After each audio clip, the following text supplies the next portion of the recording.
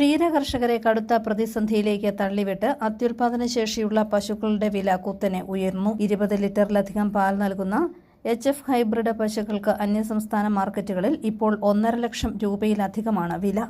കേരളത്തിലെ ക്ഷീരകർഷകർ ഹൈബ്രിഡ് പശുക്കളെ വാങ്ങുന്നതിനായി തമിഴ്നാട്, കർണാടക സംസ്ഥാനങ്ങളെയാണ് ആശ്രയിക്കുന്നത്. ഇടനിലക്കാരും സോഷ്യൽ മീഡിയ ഇൻഫ്ലുവൻസർമാരും ചേർന്ന് കർഷകരെ ചൂഷണം ചെയ്യുന്നതായും പരാതിയുണ്ട്.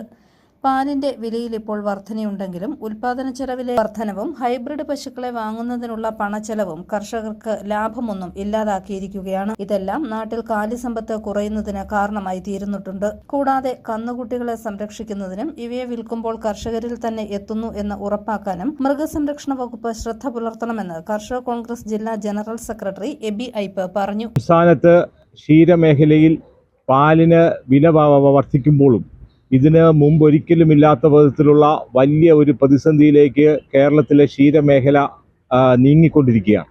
അതിലിപ്പോൾ ഉണ്ടായ ഏറ്റവും വലിയ പ്രതിസന്ധി എന്ന് പറയുന്നത് അത്യുൽപാദന ശേഷിയുള്ള പശുക്കളുടെ വില വലിയ തോതിൽ വർദ്ധിച്ചു എന്നുള്ളതാണ്.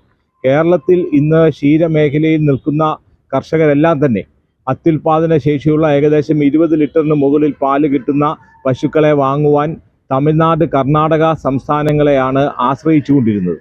അവിടെ ഈ പറയുന്ന ഒരു 2 മാസം മുമ്പ് വരെ ഒരു 1 ലക്ഷം രൂപയിൽ താഴെ ഈ അത്യുൽപാദന ശേഷിയുള്ള പശുക്കൾ ലഭിച്ചിരുന്നുവെങ്കിൽ ഇന്നത് 1.5 ലക്ഷം രൂപയ്ക്ക് മുകളിലേക്ക് എത്തപ്പെടുകയാണ്.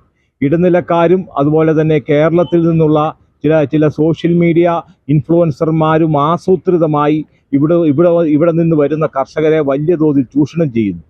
പണം എത്ര കൊടുത്താലും നല്ല ഇനം കന്നുകാലികളെ കിട്ടാനില്ലെന്നും പശുക്കൾക്ക് അകിടുവീക്കം, ദഹന പ്രശ്നം എന്നിവ അടിക്കടി ഉണ്ടാകുന്നത് ഏറെ പ്രതിസന്ധി ഉണ്ടാക്കുന്നുവെന്നും ക്ഷീരകർഷകർ പറയുന്നു. News bureau, Kottayam.